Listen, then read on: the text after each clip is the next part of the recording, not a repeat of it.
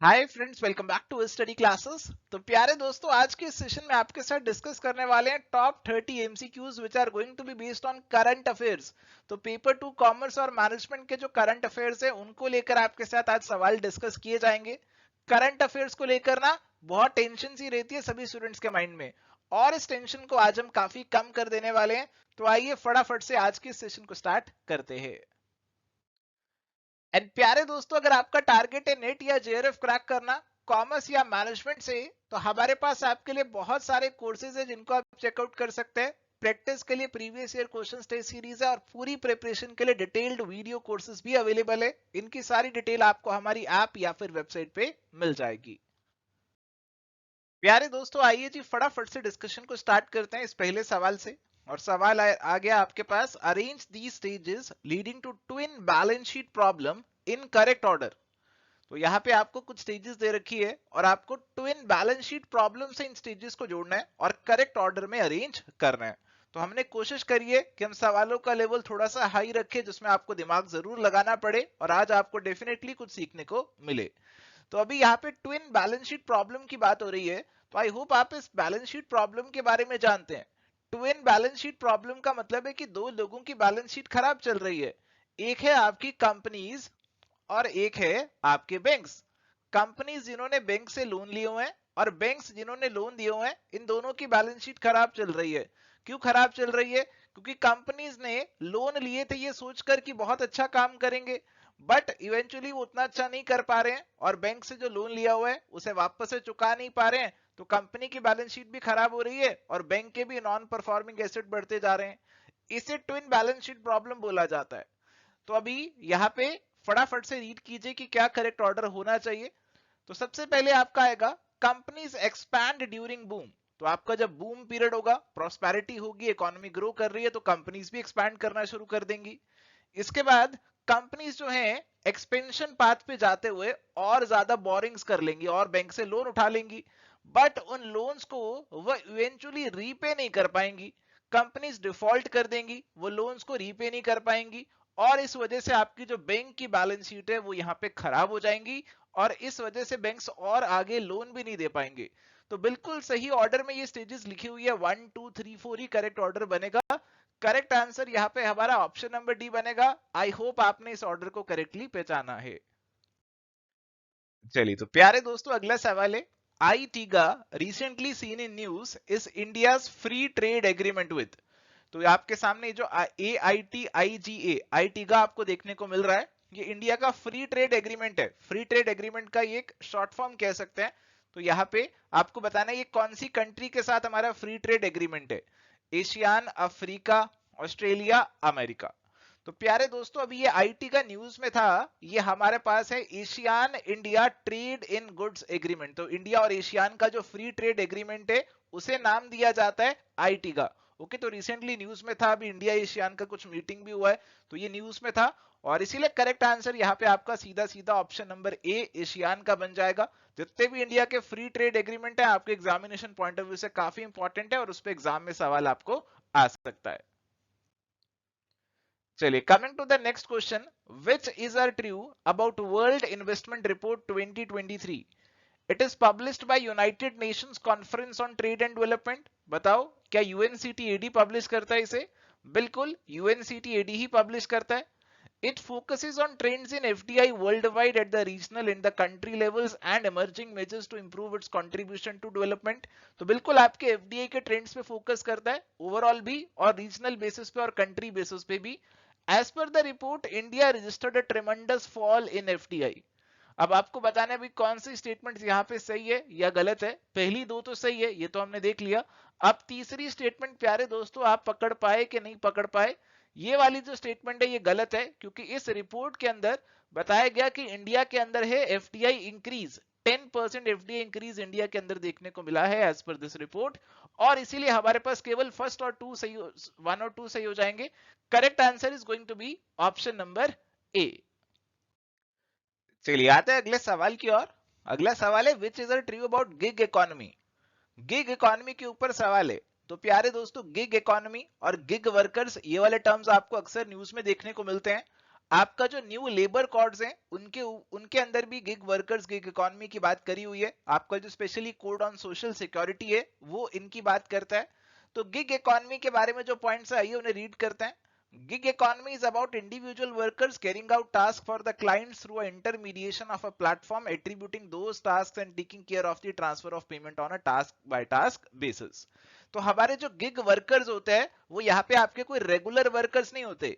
ये आपके ऐसे लोग होते हैं जिनको जहां मर्जी जो छोटा मोटा काम मिले वो करने घुस जाते हैं। इनको रेगुलर रोजगार नहीं मिल रहा, इनको कोई रेगुलर जॉब नहीं मिल रही है। ये बस जो काम मिल रहा है इधर उधर से जहां से भी किसी प्लेटफॉर्म के माध्यम से कोई काम मिला तो वो भी पकड़ लेते हैं। तो पहली स्टेटमेंट बिल्कुल सही है। NITI Aayog defines gig workers as those engaged in traditional employer employ arrangement. दूसरी वाली स्टेटमेंट तो आप सीधा सीधा पकड़ लेंगे कि गलत है, क्योंकि ये आपके ट्रेडिशनल एम्प्लॉयर एम्प्लॉय अरेंजमेंट नहीं है। ये तो आपका यहाँ पे कुछ टेम्परेरी टाइप का अरेंजमेंट है। इसके बाद Government has formulated the Code on Social Security 2020 that envisages framing of suitable social security schemes for gig workers. तो प्यारे दोस्तों, जो हमारे नॉर्मल एम्प्लॉयज होते हैं, जो रेगुलर एम्प्लॉयज होते हैं, उनकी सोशल सिक्योरिटी के लिए तो पहले काफी स्कीम्स है, बट ऐसे वर्कर्स की भी सोशल सिक्योरिटी पे ध्यान देना चाहिए, ऐसा बोला गया कोड ऑन सोशल सिक्योरिटी 2020 में। तो आपका थर्ड वाला पॉइंट भी सही है और करेक्ट आंसर यहाँ पे आपका बनेगा ऑप्शन नंबर सी 1 and 3 का। आई होप आप मेरे साथ साथ चल रहे हैं और इन क्वेश्चंस के आंसर सही से दे पा रहे हैं। एंड अभी राजस्थान गवर्नमेंट ने पास किया Rajasthan platform based gig workers bill 2023 और इसीलिए यहाँ पे ये चीज आपसे हमने अभी सवाल में पूछी है। चलिए तो प्यारे दोस्तों आते हैं अगले सवाल की ओर और ये सवाल है which is are true about SEBI's scores platform. तो प्यारे दोस्तों ये जो सेबी का स्कोर्स प्लेटफॉर्म है एक कंप्लेंट रिड्रेस सिस्टम है, एक ग्रीवियंस रिड्रेसल सिस्टम है, जो भी इन्वेस्टर की कंप्लेंट्स वगैरह हैं उनको रिड्रेस करने के लिए। तो पहला वाला पॉइंट आपका बिल्कुल सही हो जाता है। It enables investors to lodge and follow up on their complaints and track the status of redressal of such complaints online. तो इन्वेस्टर की जो कंप्लेंट्स हैं उसे लॉन्च कर सकते हैं, उन्हें ट्रैक कर सकते हैं ऑनलाइन तरीके से इस प्लेटफॉर्म के through. Scores does not deal with complaints against companies. तो प्यारे दोस्तों ये वाला जो आपका स्टेटमेंट है आपको क्या लग रहा है, सही है या गलत है? ये वाला स्टेटमेंट भी बिल्कुल सही है, क्योंकि स्कोर्स आपकी कंपनीज के अगेंस्ट कंप्लेंट को डील नहीं करता। ये आपके जो इंटरमीडिएरी वगैरह लोग होते हैं ना, इन्वेस्टमेंट एडवाइजर हैं, रिसर्च एनालिस्ट हैं, आपके वेंचर कैपिटल फंड्स है, इन सब के लेकर जो आपकी कंप्लेंट्स है इन्वेस्टर्स की उनको डील करता है, ना कि डायरेक्टली किसी कंपनी के अगेंस्ट कंप्लेंट है। ओके तो करेक्ट आंसर में यहाँ पे ये तीनों सही होंगे। ऑप्शन नंबर डी आपका करेक्ट आंसर यहाँ पे बनेगा। तो ये भी रिसेंटली न्यूज में था और इसीलिए आपसे सवाल यहाँ पे पूछा है। चलिए अगला सवाल है नीति आयोग export preparedness index assesses the performance of states and union territories across which of the following pillars। तो नीति आयोग का एक एक्सपोर्ट प्रिपेयर्डनेस इंडेक्स है जो बेसिकली मेजर करते हैं कि हमारे स्टेट्स और यूटीज कितने ज्यादा एक्सपोर्ट के लिए प्रिपेयर्ड हैं। तो उसके अंदर कौन से पिलर्स होंगे आपसे सवाल पूछ रहे हैं। Policy, business ecosystem, export ecosystem, export performance. तो कौन सी चीजें इसके अंदर आएंगी, कौन सी नहीं आएंगी? तो प्यारे दोस्तों याद रखिए ये चारों पिलर्स हैं जो इस एक्सपोर्ट परफॉर्मेंस इंडेक्स के अंदर आ जाते हैं।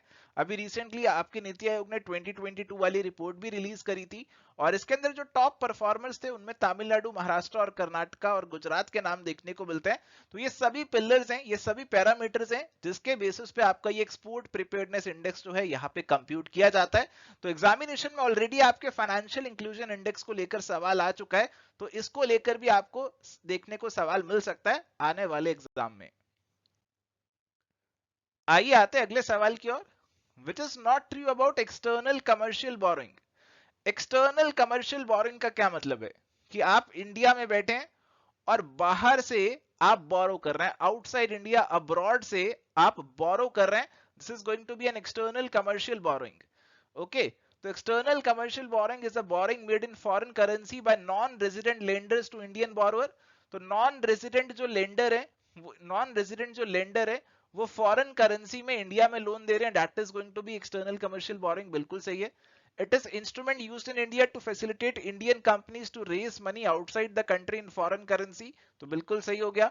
The government of India permits Indian corporates to raise money via external commercial borrowing for the expansion of existing capacity as well as for fresh investment. तो ऐसा बिल्कुल अलाउड है, आप बाहर से बोरिंग कर सकते हैं, अपनी एग्जिस्टिंग कैपेसिटी को बढ़ा लो, या फिर आप कुछ नया प्रोजेक्ट लगाना चाहते हो वो भी कर सकते हो. Ministry of commerce monitors and regulates external commercial boring guidelines and policies. ये वाला स्टेटमेंट गड़बड़ हो गया क्योंकि ये जिम्मेदारी मिनिस्ट्री ऑफ कॉमर्स की नहीं है, ये जिम्मेदारी आपकी मिनिस्ट्री ऑफ फाइनेंस और आरबीआई की है. और इसीलिए यहाँ पे करेक्ट आंसर बनेगा ऑप्शन नंबर डी का. आई होप आप मेरे साथ साथ चल रहे हैं और इन चीजों को समझ पा रहे हैं, देख पा रहे हैं. अगला सवाल है which is are true about advance authorisation scheme. तो ये स्कीम आपकी किससे जुड़ी हुई है, आपकी फॉरेन ट्रेड एक्सपोर्ट प्रमोशन से जुड़ी हुई है. It is a type of duty रेमिशन scheme. तो देखो मैं स्कीम की अगर बात करूं तो ये स्कीम आपको कहती है कि अगर आपने बाहर से कोई सामान इंपोर्ट करना है और इस सामान को जो आपने इंपोर्ट किया इसका इस्तेमाल करके आप जो फिनिश्ड गुड बनाएंगे उसको आप एक्सपोर्ट कर देंगे, तो इस इंपोर्टेड सामान पे आपको इंपोर्ट ड्यूटी, कस्टम ड्यूटी वगैरह देने की जरूरत नहीं है. इस पे कोई कस्टम ड्यूटी देने की जरूरत नहीं है, ये आपको स्कीम कहती है. तो यहाँ पे ड्यूटी आपकी एग्जम्प्ट कर दी गई है, तो ड्यूटी रेमिशन नहीं है, ड्यूटी एग्जम्पशन स्कीम है. रेमिशन का मतलब होता है कि एक बार आपने ड्यूटी पे कर दी, जैसे आपने कस्टम ड्यूटी चुका दी, वो सरकार आपको वापस कर देगी, वो होता है रेमिशन. बट इसमें तो सीधा सीधा एग्जम्प्ट ही कर दी कि आपको कोई इंपोर्ट ड्यूटी नहीं देनी ऐसे रॉ मटेरियल पे जिसको इस्तेमाल करके आप एक ऐसा फिनिश्ड गुड बनाएंगे जिसको आप एक्सपोर्ट कर देंगे. इस स्कीम के अंदर आपकी जो भी बेसिक कस्टम ड्यूटी है, सेस है, एंटी डंपिंग ड्यूटी, काउंटर वेलिंग ड्यूटी, सेफगार्ड ड्यूटी, सभी एग्जम्प्ट है ऐसे इंपोर्टेड गुड्स के ऊपर जिनका इस्तेमाल करके आप आगे एक्सपोर्ट के लिए फिनिश्ड गुड्स बनाने वाले हैं. तो पहला वाला पॉइंट गलत है because it is not a duty रेमिशन but duty exemption scheme. बाकी 2 और 3 वाले पॉइंट बिल्कुल सही हो जाते हैं और इसीलिए करेक्ट आंसर यहाँ पे आपका ऑप्शन नंबर बी का बन जाएगा. चलिए आते हैं अगले सवाल पे. National cooperative consumers federation of India was recently in news. आप जानते हैं क्यों न्यूज में थी ये? इसीलिए न्यूज में थी क्योंकि टमाटर बहुत महंगे हो गए थे और सरकार ने इसे कहा था कि आप जो है टमाटर जो है उनको सेल करो, सप्लाई करो, कंज्यूमर्स की तरफ भेजो ताकि उसका रेट कुछ कंट्रोल हो. What is are true about it? It was set up in 1965. It comes under Ministry of Consumer Affairs. It is an apex body of consumer cooperatives in the country. All of the above. तो ये वाली जो national cooperative consumer federation of India है ना, इसके बारे में ये सारी चीजें बिल्कुल सही है, कंज्यूमर्स के हित के लिए बनाई हुई है. 1965 में कंज्यूमर अफेयर्स मिनिस्ट्री के अंदर आती है. Correct answer is going to be option number D, all of the above. तो इससे जुड़े हुए ये फैक्ट्स आपको पता होने चाहिए. चलिए अगला सवाल है. GST council recently imposed a GST of dash on online gaming, horse racing and casinos. तो कितना जीएसटी लगाया बताओ जीएसटी काउंसिल ने, कितना जीएसटी लगाया ऑनलाइन गेमिंग वगैरह, हॉर्स रेसिंग और कैसीनोज वगैरह पे? बहुत ज्यादा हो हल्ला चल रहा है इस चीज को लेकर. गोवा के अंदर भी काफी आपको कैसीनोज वगैरह का देखा होगा आपने कि कैसे वो अपोज कर रहे थे इस चीज को. तो जीएसटी काउंसिल ने इनके ऊपर 28% जीएसटी लगाने का डिसीजन लिया और इसीलिए करेक्ट आंसर यहाँ पे आपका ऑप्शन नंबर सी जो है वो यहाँ पे बनेगा. चलिए सवाल है जी. Dash refers to tax planning strategies that multinational enterprises use that exploit gaps and mismatches in the tax rules to avoid paying taxes. Base erosion and profit shifting, piggybacking, golden parachute, global tax havens. तो प्यारे दोस्तों, हमारी जो multinational enterprises होती है ना, वो कुछ तिकड़म्स लगाती हैं, इस तरीके से सोचती हैं कि कैसे हम अपनी प्लानिंग करें कि हमारा जो टैक्स है वो कम से कम आए, हम अपने प्रॉफिट को किस तरीके से शिफ्ट कर दें ऐसे कंट्री में जहां पे टैक्स रेट कम से कम हो, हम अपना जो बेस है उस कंट्री को दिखाएं जहां पे टैक्स रेट कम से कम देखने को मिल रहे हैं. इसे base erosion and profit shifting बोला जाता है. इसको लेकर इंटरनेशनल लेवल पे आपका जो ओईसीडी है, organisation of economic cooperation and development, वो काफी ज्यादा एक्टिव है और ये चीजें अभी न्यूज में भी थी और इसीलिए सवाल आपसे पूछा. करेक्ट आंसर यहाँ पे ऑप्शन नंबर जो ए है वो बन जाएगा. चलिए सवाल है जी. Which is are true about global survey on digital and sustainable trade facilitation? तो प्यारे दोस्तों, यहाँ पे पहली स्टेटमेंट है United Nation Economic and Social Commission for Asia Pacific's global survey on digital and sustainable trade facilitation was recently released. तो ये वाला स्टेटमेंट आपका बिल्कुल सही है क्योंकि ये वाला जो आपका सर्वे है it is done by UN escape. इसे यूएन एस्केप बोला जाता है. यूएन एस्केप ने किया ये सर्वे। अगर आपको एग्जाम में पूछे WTO, IMF, वर्ल्ड बैंक किसने किया, तो किसी ने नहीं किया, यूएन एस्केप ने किया। It is by annual survey that deals with trade facilitation measure taken by the individual countries। तो हमारे इंडिविजुअल कंट्रीज जो ट्रेड फैसिलिटेशन को लेकर मेजर्स ले रहे हैं उनको लेकर ये सर्वे है, और इसीलिए यहाँ पे दोनों स्टेटमेंट सही हो जाएंगे। Correct answer would be A, 1 and 2 are correct. चलिए सवाल है जी, महिला सम्मान सेविंग्स सर्टिफिकेट को लेकर। अगर आपको ध्यान हो तो ये वाले जो सर्टिफिकेट्स है इनकी बात बजट में की गई थी, और अभी इस पे सवाल भी आपको आ सकता है क्योंकि अभी न्यूज में थे। Aims to provide financial security to young girls and women in India enabling financial inclusion and empowerment. It is a small saving scheme.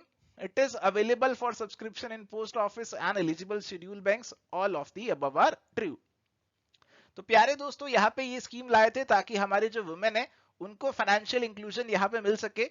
तो यहाँ पे उनके लिए एक स्मॉल सेविंग स्कीम लाए हैं जिसमें वो up to 2 lakh rupees deposit करा सकते हैं। अच्छा खासा इंटरेस्ट मिलेगा, 7.5% का इंटरेस्ट भी इसके अंदर रखा गया है। और यहाँ पे ये जो है आप सब्सक्रिप्शन कर सकते हैं पोस्ट ऑफिस में या फिर बैंक्स के अंदर भी। तो सभी स्टेटमेंट्स बिल्कुल सही हो जाएंगी और करेक्ट आंसर यहाँ पे option number D, all are true का बन जाएगा। चलिए सवाल है जी, which is are true about credit rating. Sovereign ratings assess the credit worthiness of countries and are a key gauge for investors। देखो जब भी हम बात करते हैं सॉवरन रेटिंग्स की, इसका मतलब होता है किसी सॉवरन कंट्री जो इंडिपेंडेंट देश है उसकी रेटिंग हो रही है। तो बिल्कुल सही है, सॉवरन रेटिंग की बात होती है तो हम कंट्रीज की क्रेडिट वर्दीनेस की बात करते हैं। तो इंडिया की भी सॉवरन रेटिंग होती है, इंडिया की क्रेडिट वर्दीनेस भी मापी जाती है। तो जैसे आपका स्टैंडर्ड एंड पुअर वगैरह है, मूडीज है, तो ये सब रिलीज करते हैं कि इंडिया के ऊपर उनका क्या रेटिंग है, क्या असेसमेंट इंडिया को लेकर। तो पहला स्टेटमेंट सही है। In India securities and exchange board of India regulates all credit rating firms. तो इंडिया वाली जो क्रेडिट रेटिंग फर्म्स होंगी उनको तो सेबी रेगुलेट करेगा, ये वाला बात भी बिल्कुल सही हो गया। CRISIL is the only credit rating agency in India, ये वाली स्टेटमेंट तो सीधी सीधी गलत हो गई क्योंकि क्रिसिल के अलावा बहुत सी और क्रेडिट रेटिंग एजेंसीज हैं, केयर है, इकरा है, ब्रिक वर्क है, बहुत सारी है। और इसीलिए आपका correct answer would include option number A, यानी कि 1 and 2 ओनली आर ट्रू। चलिए coming to the next question, which portal recently launched by RBI enables bank customers to find their unclaimed deposits across multiple banks in one place। तो ऐसे एक RBI ने portal launch किया है जिससे जो आपके बैंक के कस्टमर हैं वो अपने अनक्लेम्ड डिपॉजिट्स को आइडेंटिफाई कर सकते हैं। अक्सर ऐसा होता है ना कि आपका पैसा, छोटा मोटा पैसा कभी किसी बैंक में पड़ा और आपको पता ही ना हो, तो उसकी जानकारी आपको इस पोर्टल से मिल जाएगी। तो ये पोर्टल का क्या नाम है, सरगम, उद्गम, उजागर या फिर सर्वोदय। तो इस पोर्टल का जो नाम है प्यारे दोस्तों वो है सीधा सीधा उद्गम। उद्गम यानी कि unclaimed deposits gateway to access information portal. तो ये पोर्टल आरबीआई ने लॉन्च किया है। करेक्ट आंसर बनेगा ऑप्शन नंबर बी का। चलिए तो आते हैं अगले सवाल पे। सवाल है which is are parameters pertaining to RBI digital payments index. तो जितने भी ये इंडेक्स है ना वो पता होने चाहिए क्योंकि सवाल आ सकता है। Payment enablers, payment infrastructure, payment performance, consumer centricity.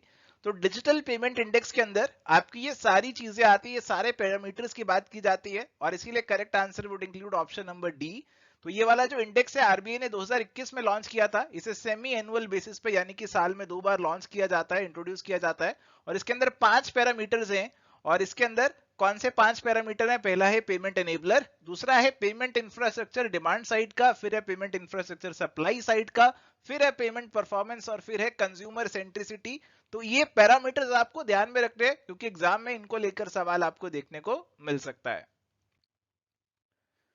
चलिए सवाल है which is are true about infrastructure investment trust. तो इनविट बोला जाता है इनको। Infrastructure investment trust is a collective investment scheme similar to a mutual fund. तो देखो ये ना अभी न्यूज में थे और अभी यहाँ पे सरकार इनका कुछ इस्तेमाल करने वाली है इंफ्रास्ट्रक्चर डेवलपमेंट के लिए, रोड्स डेवलपमेंट के लिए। और इसके अंदर क्या होता है, जैसे म्यूचुअल फंड के अंदर हम मिलकर पैसे डालते हैं ना और वो पैसा इन्वेस्ट करता है म्यूचुअल फंड, इसके अंदर भी यही है। कोई बहुत बड़ा इंफ्रास्ट्रक्चर प्रोजेक्ट है, लेट सपोज 1000 करोड़ का, तो उसमें आप और मैं इन्वेस्टमेंट करें ये तो बहुत मुश्किल है। 1000 करोड़ के प्रोजेक्ट को हम कैसे फाइनेंस कर देंगे? बट लेट सपोज यहाँ पे हम 1 करोड़ लोग मिलकर 1000 रुपए दे दें इसको, तो भी तो बात बन जाएगी। तो इंफ्रास्ट्रक्चर इन्वेस्टमेंट ट्रस्ट के अंदर यहाँ पे हम कुछ यूनिट्स बना देते हैं जो कि इन्वेस्टर्स को दे देते हैं, म्यूचुअल फंड की तरह ही होता है ये। तो इसके अंदर आपके जो इंडिविजुअल इन्वेस्टर्स हैं, इंस्टीट्यूशनल इन्वेस्टर्स हैं, वो इंफ्रास्ट्रक्चर प्रोजेक्ट्स के अंदर इन्वेस्ट कर सकते हैं, छोटा अमाउंट इन्वेस्ट कर सकते हैं और इस पर रिटर्न भी कमा सकते हैं। और फिर कह रहे हैं कि they are regulated by RBI. अब देखो जो इनको रेगुलेट करेगा कौन करेगा? म्यूचुअल फंड को कौन रेगुलेट करता है बताओ? सर म्यूचुअल फंड तो सेबी के दायरे में आते हैं, तो ये भी तो सेबी के दायरे में ही आएंगे, और इसीलिए आपका 3 वाला पॉइंट गलत हो जाएगा। Correct answer would be option number A, SEBI infrastructure investment trust regulations 2014 के अंदर इनको सेबी रेगुलेट करता है। चलिए अगला सवाल है G20 समिट, जिसका जिक्र बहुत ज्यादा रहा था। India recently held the presidency of G20 summit for the first time at New Delhi. तो फर्स्ट टाइम इंडिया के पास ये प्रेसिडेंसी थी। इस समिट का थीम क्या था? तो सीधा सीधा सवाल है, वासुदेव कुटुंबकम, सर्व मंगलम, शुभ लाभ या फिर नव निर्माण। तो एक सीधा सवाल है, आई होप आप इसका आंसर दे पाएंगे। इसका जो करेक्ट आंसर है that is option number A, Vasudev Kutumbakam. ये तो आपको याद रखना ही है, one earth, one family, one future. Basically ये थीम था हमारे इस G20 समिट का, हमारे लिए बहुत ज्यादा इंपॉर्टेंट है इस एग्जामिनेशन पर्सपेक्टिव से। चलिए अगला सवाल भी G20 समिट से जुड़ा हुआ है। Which is are the key outcomes of recently held G20 summit. तो इसके अंदर क्या क्या आउटकम्स देखने को मिले थे? Launch of the global biofuel alliance, formal inclusion of African Union as a permanent member of G20, consensus on G20 framework for GDPIR यानी कि global digital public infrastructure repository, memorandum of understanding to establish India Middle East European economic corridor. तो प्यारे दोस्तों बताइए क्या क्या चीजें recently held G20 summit से जुड़ी हुई है? तो प्यारे दोस्तों याद रखिए ये सारी चीजें आपकी इसी G20 समिट से जुड़ी हुई है, और करेक्ट आंसर क्या बनेगा? ऑप्शन नंबर डी का 1, 2, 3 and 4, all of these they are going to be correct. आते अगले सवाल पे, which is are correctly matched with regard to MSME initiatives in India। सबसे पहला MSME संपर्क, digital platform connecting job seekers with recruiters in the MSME sector. तो बिल्कुल ये आपका सही है। ये MSME संपर्क जो है संपर्क में लाता है किनको? जिनको जॉब चाहिए, और हमारे जो जॉब देने वाले MSME है उनको संपर्क में लाता है, ऐसा डिजिटल प्लेटफॉर्म है। उद्यम registration portal, to register MSME's business and access various government schemes, financial support and resources। तो उद्यम रजिस्ट्रेशन पोर्टल तो MSME की रजिस्ट्रेशन का है, तो बिल्कुल सही है ये वाला स्टेटमेंट भी। MSME global mart platform, business to business web portal which help MSMEs in the market access through online presence by showcasing their products and services। तो बिल्कुल ये भी सही है। MSME ग्लोबल मार्ट प्लेटफॉर्म जो बना है, it is a B2B platform जिसके अंदर MSMEs आपस में अपने प्रोडक्ट्स को शोकेस कर सकते हैं, एक दूसरे को दे सकते हैं। तो करेक्ट आंसर पे यहाँ पे ये सारे पॉइंट सही हो जाएंगे, और option number D 1, 2 and 3 is going to be the right answer. चलिए आते अगले सवाल पे, which is a true about RBI's financial inclusion index. तो इस पे सवाल ऑलरेडी आ भी चुका है एग्जामिनेशन में।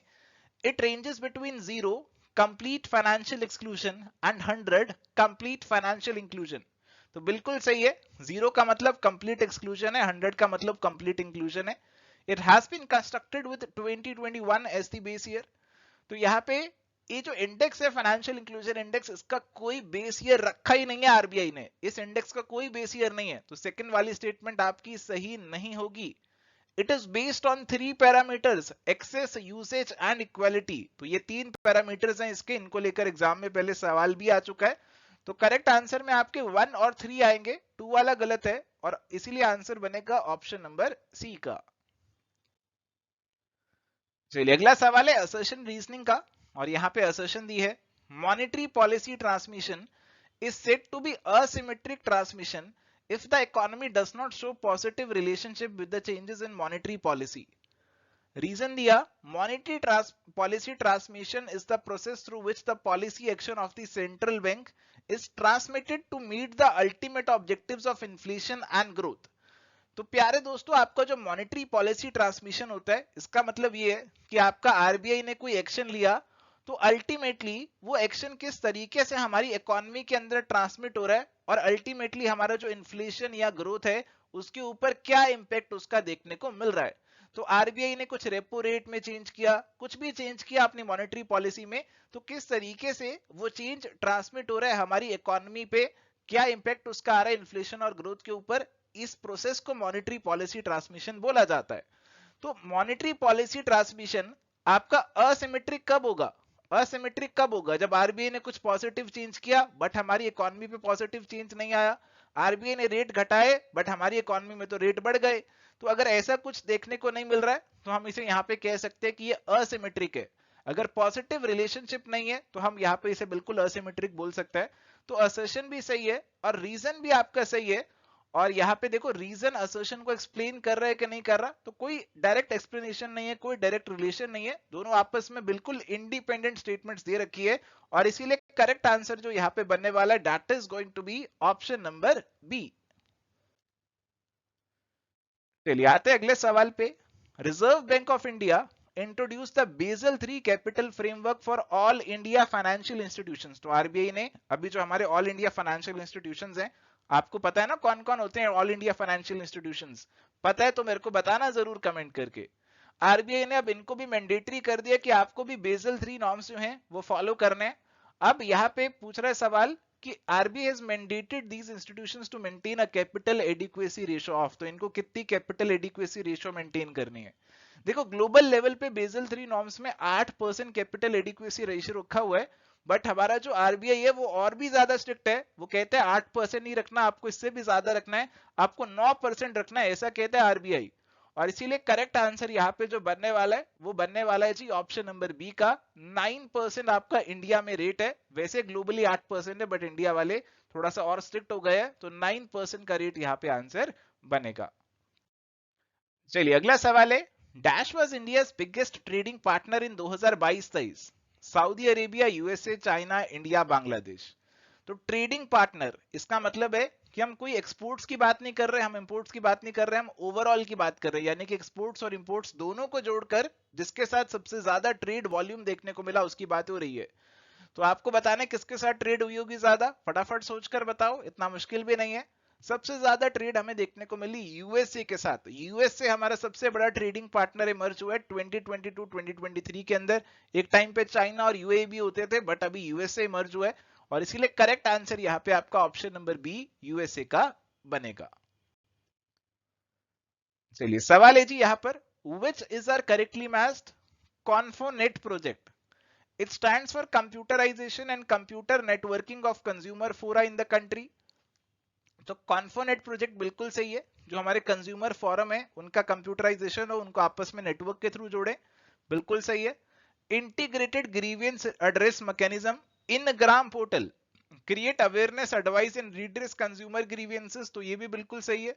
ई दाखिल पोर्टल, तो इस पोर्टल के माध्यम से आप hassle free, speedy and inexpensive तरीके से जो कंज्यूमर्स है वो अपनी जो कंप्लेंट है वो रिलेवेंट कंज्यूमर फोरम में डाल सकते हैं। और इसीलिए आपका ये सारे जो पॉइंट्स है बिल्कुल सही हो जाएंगे, इन सब के बारे में आपको मालूम होना चाहिए, काफी इंपॉर्टेंट है। और इसीलिए करेक्ट आंसर यहाँ पे option number D all of the above का बन जाएगा। चलिए अगला सवाल है, rural infrastructure development fund was in news recently, which is the true about it? It was set up in 95-96. The fund is maintained by National Bank for Agriculture and Rural Development यानी कि नाबार्ड। तो ये दोनों बातें इसके बारे में बिल्कुल सही है। ये आपका बहुत पुराना फंड है, कोई रिसेंट फंड नहीं है। रूरल इंफ्रास्ट्रक्चर डेवलपमेंट के लिए फंड बनाया हुआ है और इसकी देखरेख करता है आपका नाबार्ड, और इसीलिए correct answer would be A 1 and 2 दोनों यहाँ पे करेक्ट हो जाएंगे। चलिए अगला सवाल है, JP Morgan to add Indian government bonds to its benchmark EMIB यानी कि emerging market bond index from June 2024, inclusion in EMBI would. तो इस इमर्जिंग मार्केट बॉन्ड इंडेक्स के अंदर जब हम इंडियन गवर्नमेंट के बॉन्ड्स को डाल देंगे तो इससे इंडिया को क्या फायदा होगा, क्या इंपैक्ट होगा, ये सवाल आपसे पूछ रहे। अब देखो जेपी मॉर्गन का एक ये बेंचमार्क इंडेक्स है, इसके अंदर पहले इंडिया गवर्नमेंट के बॉन्ड्स नहीं आते थे बट अब इंडिया गवर्नमेंट के बॉन्ड्स को भी जेपी मॉर्गन कंसीडर करेगा। अब इससे क्या होगा, lower the countries sovereign borrowing cost, तो अगर इंडियन गवर्नमेंट के बॉन्ड्स इसमें आ जाते हैं तो इंडियन गवर्नमेंट को यहाँ पे सस्ते रेट पे लोन वगैरह मिल जाएंगे। अब बॉन्ड पे बहुत ज्यादा रेट देने की जरूरत नहीं है, क्योंकि अब इसके अंदर हमारे बॉन्ड आ गए तो इट इंडिकेट्स कि हमारे बॉन्ड अच्छे हैं, ट्रस्ट वर्दी हैं, तभी जेपी मॉर्गन ने इसमें डाला है, हमें सस्ते लोन मिल सकते हैं, तो बोरिंग कॉस्ट कम हो जाएगी। हमारा करंट अकाउंट डेफिसिट यहाँ पे कम हो सकता है, और अगर हमें और लोन्स वगैरह भी चाहिए तो उसको भी ले सकते हैं, हमारे करंट अकाउंट डेफिसिट को पूरा करने के लिए सस्ते रेट पे लोन मिल जाएंगे। Increased demand for rupee and support it's value, तो इंडिया की पोजीशन अच्छी हो गई, इंडिया गवर्नमेंट के जो बॉन्ड्स हैं उसमें लोग पैसे डालना चाहेंगे, तो इससे हमारा जो रूपी की डिमांड है वो भी बढ़ेगी आपकी। तो 1, 2 एंड 3 जो है यहाँ पे बिल्कुल सही हो जाएंगे, तीनों बिल्कुल सही है, और इसीलिए correct answer would be option number D, 1, 2 and 3 all are going to be correct.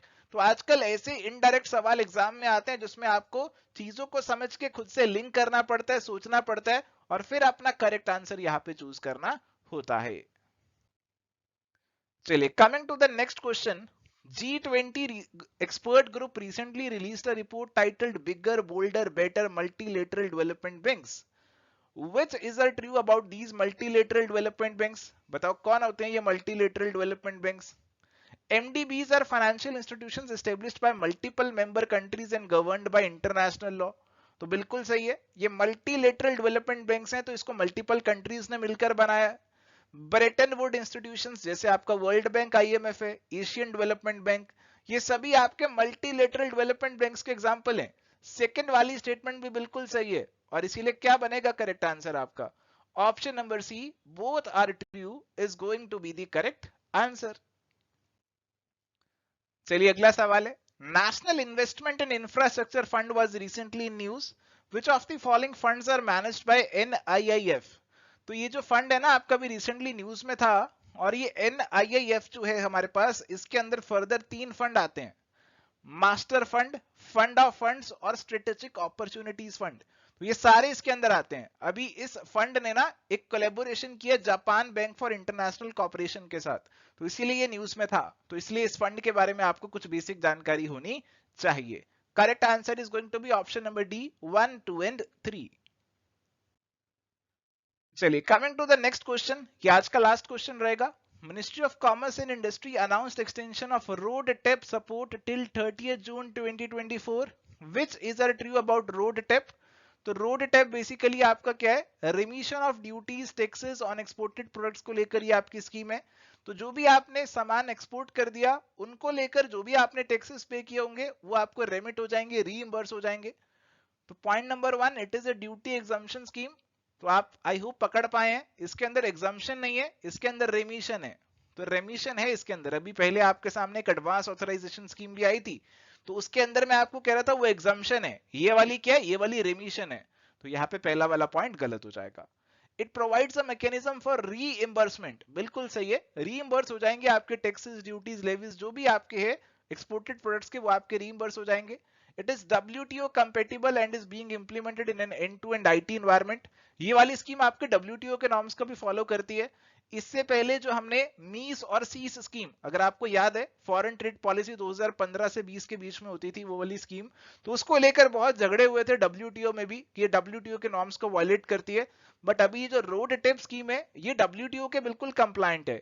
तो 2 एंड 3 सही है, 1 वाला गलत है, और करेक्ट आंसर यहाँ पे आपका ऑप्शन नंबर बी का बन जाएगा। सो थैंक यू प्यारे दोस्तों, ये था जी आज का हमारा डिस्कशन आपके साथ। अगर आपको आज कुछ सीखने को मिला तो जरूर इस वीडियो को लाइक करना, चैनल को सब्सक्राइब करना, और इस सेशन का पीडीएफ हमारे टेलीग्राम चैनल पे आपको मिल जाएगा, तो आप टेलीग्राम चैनल को जरूर ज्वाइन कर लेना। उस पर आपको और भी फ्यूचर में जो इंपॉर्टेंट अपडेट्स हैं हमारे वीडियोस को लेकर वो मिलती रहेंगी। आज के लिए इतना ही। I wish to all the very best, bye, take care.